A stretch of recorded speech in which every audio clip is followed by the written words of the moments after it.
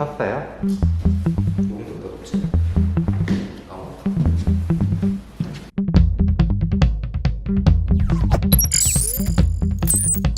안녕하세요. 저는 응급실 사람들의 응급의학과 전문의 기동훈입니다. 오랜만에 인사를 드리는데요. 대구에 또 코로나 바이러스 관련해서 의료 지원을 갔다 오고 또 2주간 또 자가격리를 하느라고 인사를 못 드린 게 있습니다. 너무 늦게 인사드려서 죄송합니다. 손 너무 어색했네.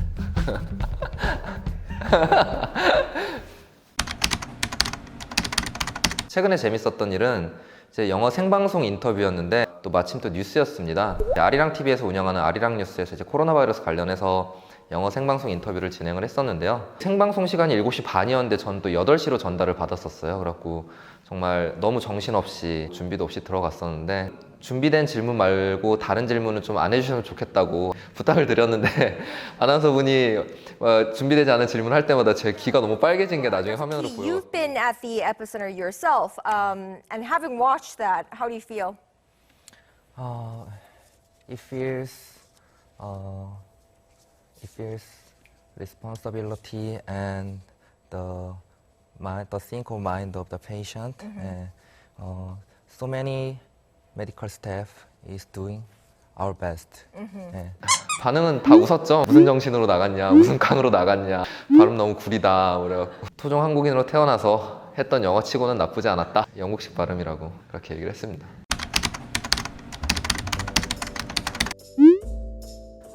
문제적 남자 출연한 다음에 또 환자들이 또 알아보면 어떡하나 좀 긴장했죠. 했는데 아무도 안 알아봐. 너무 다행인 것 같아요. 그래갖고 그 이후에 SBS 좋은 아침인가 한 2번 나와서 홈 트레이닝 느낌으로 해서 여자 스타킹을 여기 등에 걸고 하는데 근데 좀 약간 우리 집에 여자 스타킹 있으면 안 되잖아요. 근데 약간 좀 너무 민망하더라고요. 근데 뭐 그런 것도 하고 뭐 시키면 뭐 잘하기 때문에 다음에 또 그런 거 있으면 또 나가보려고요.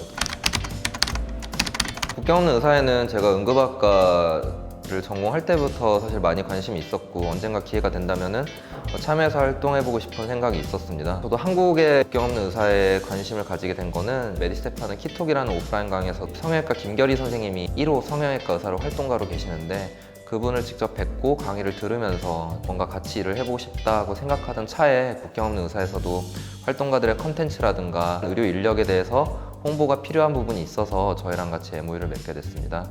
국경 없는 의사회 같은 경우는 전 세계에 있는 시민단체에서 굉장히 인정받는 시민단체고 우리나라에서는 저희 같은 기업이랑 MOU를 맺은 거는 처음이라고 합니다. 의사 SNS, 의사 커뮤니티로서의 이제 대한민국의 대표 SNS 서비스로 인정을 받았다는 생각을 하고 있고요. 뿐만 아니라 활동가들의 컨텐츠 자체가 국경 없는 의사의 홍보 자료로서도 가치가 있지만 저희 앱 서비스 내에서 앱을 이용해 주시는 선생님들도 굉장히 많은 관심을 가지고 볼 수 있는 컨텐츠이기 때문에 서로에게 윈윈이 될 수 있는 협약이었다고 생각을 합니다.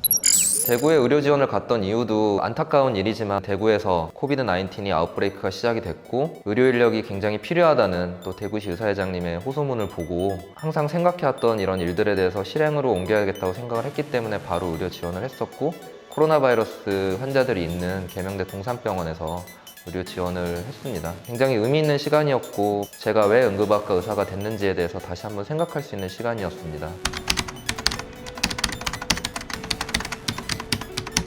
첫날 저녁에 동성로에 나갔더니 주말이었는데 정말 사람이 아무도 없더라고요. 대구에서 만났던 사람들도 보면은 대구시에서 이런 일이 발생한 거에 대해서 좀 많이 상처를 받으신 분들도 있고 아픔을 많이 느끼시는 분들도 있어서 저도 굉장히 좀 가슴 아팠던 기억으로 남아 있습니다. 그래도 다행히 제가 떠나는 날쯤에는 도시의 기능들이 돌아오고 어느 정도는 좀 더 이제 활기를 찾는 모습들이 보여서 다행이다라는 생각을 하면서 올라왔었던 걸로 기억하고 있습니다.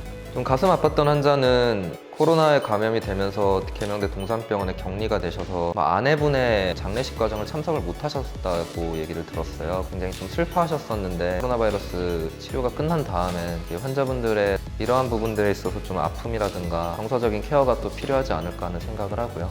또한 거기에 참여하고 있던 의료진들도 계속 환자들이 호소하는 불안감이라든가 그다음에 우울감 같은 걸 계속 듣고 있으면은 의료진의 좀 정신건강에도 굉장히 많은 영향을 미칠 거기 때문에 그 부분에 있어서도 좀 케어가 필요하지 않나 하는 생각을 했었습니다. 저 같은 경우는 동산병원 바로 옆에 있는 호텔에 묵었었고요. 만약에 외부 활동을 했다가 이제 또 감염이 되면은 더 큰 문제가 생길 수 있기 때문에 식사는 병원에서 해결하거나 아니면 호텔 내에서 그냥 제가 먹을 거 사서 들어가서 해결하는 방향으로 있었습니다. 사람이 보통 안 좋은 일을 겪게 되면은 처음에는 부정을 하고 그 다음에 분노를 하고 그 다음에 타협을 하고 이런 일련의 과정을 거치는데요. 저희 어머니도 처음에는 좀 예감을 하셨나 봐요. 너 갈 생각하는 거 아니지? 아닌 거라고 알고 있을게 이러시다가 간다고 했을 때는 엄청난 분노를 이제 할 일도 많은데 왜 가냐, 뭐 사실 또 제가 또 회사 운영도 하고 있었고 나중에는 이제 잘 다녀오라고 격려를 해주셨는데 제가 해야 될 일이었다고 생각하고 지금도 잘 갔다 왔다고 생각을 하고 있습니다.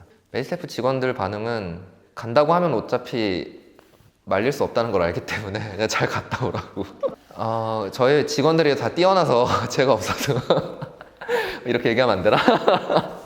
물론 저는 또 병원 일이 끝나면은 밤에는 또 이제 회사 일을 했죠. 회사 업무하고. 여의도 성모병원 응급의학과에서 이제 응급의학과 교수로 일을 하면서 메디스태프라는 스타트업을 운영을 하고 있습니다. 메디스태프 같은 경우는 시작한 지 1년 반 정도 됐고 전체 의사들의 SNS라고 생각을 해주시면 될 것 같아요. 환자 진료를 위해서 환자 정보 공유가 필요한 경우들이 있는데 카카오톡이라든가 뭐 텔레그램이라든가 다른 메신저 같은 경우는 뭐 캡처라든가 유출의 위험이 있고 그런 부분을 좀 방지하고 좀 안전하게 소통을 좀 할 수 있으면 좋겠다는 생각을 해서 시작을 했던 스타트업입니다. 10,000명 정도의 의사 선생님들이 사용을 하고 계시고 그에 따라서 저희도 이제 추가적으로 투자를 받고 회사도 운영하느라 사실 좀 정신이 없었던 시간이었습니다. 네, 저 힘들었어요.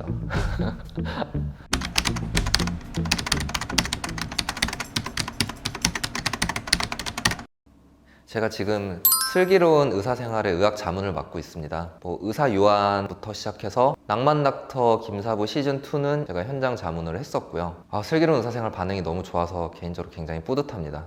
아마도 하얀거탑 이후에 의사들이 제일 사랑하는 의학 드라마가 될 것 같아요. 저희 채널도 많이 봐주시고 슬기로운 의사생활도 많이 봐주시고 의사나 의대생 구독자분이 계시면 메디스태프 앱도 좀 많이 깔아주시고 사용해주시고 생각해보니까 제가 병원 일을 얘기를 안 했네요. 제가 지금 응급의학과 이제 교수로도 일을 하고 있는데 사람들이 잘 모르더라고요.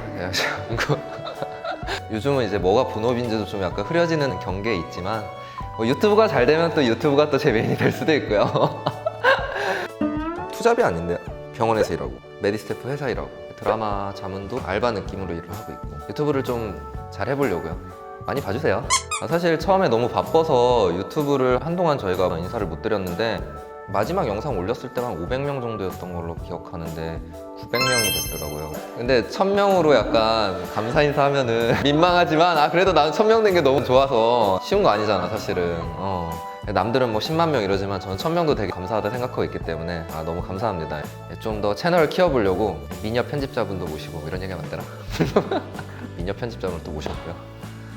네, 그래서 제대로 한번 해보려고 합니다. 많이 사랑해주시고 많이 구독해주세요. 결혼을 못했죠. 못했죠. 네, 못했고 네, 못했습니다. 네, 올해는 하려고 그랬는데 사회적 거리두기도 해야 되고 또 사회적 거리두기를 하려면 또 누구를 만날 수가 없어요. 안 될 것 같아요. 네. 옛날에 진짜 이상형이 되게 많았는데 마음이 예쁜 여자. 욕할 것 같은데 이거 이렇게 얘기하면. 결혼 못해. 결혼 얘기 어떻게 해야 돼? 결혼 얘기는 뭐 나름 재밌게 한 거 아닌가? 이게 재밌는 거야? 아니야?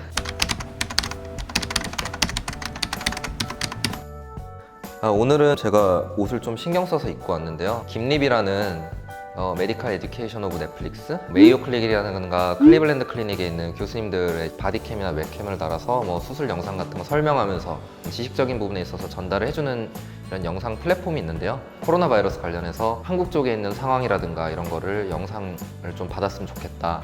저와 감염내과 그리고 현재 이제 코로나 관련해서 우리나라의 권위자이신 엄중식 교수님을 모시고 영상을 만드느라고 오늘 좀 이렇게 좀 뭐 예쁘게 입고 왔습니다. 잘 어울리나요? 네. 나름 열심히 한 것 같은데 촬영이 너무 길어갖고 너무 힘들었어요. 너무 힘들었지만 어쨌든 뭐 무사히 마친 것 같습니다.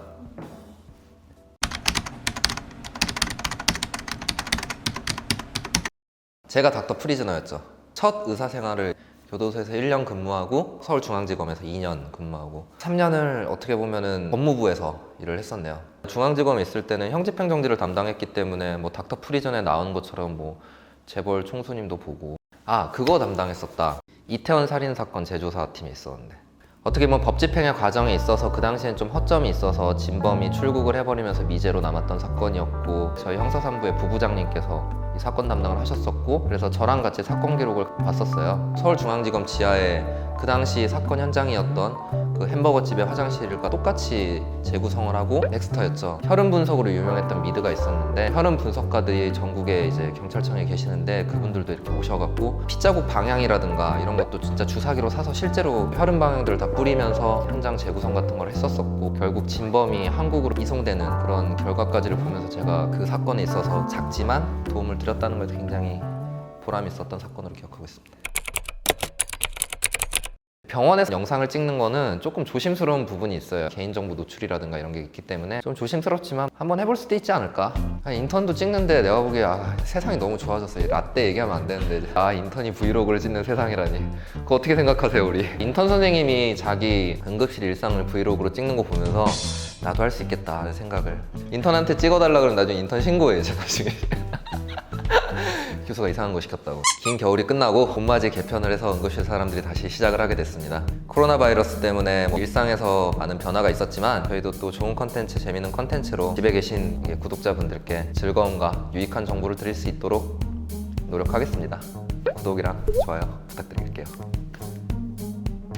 끝.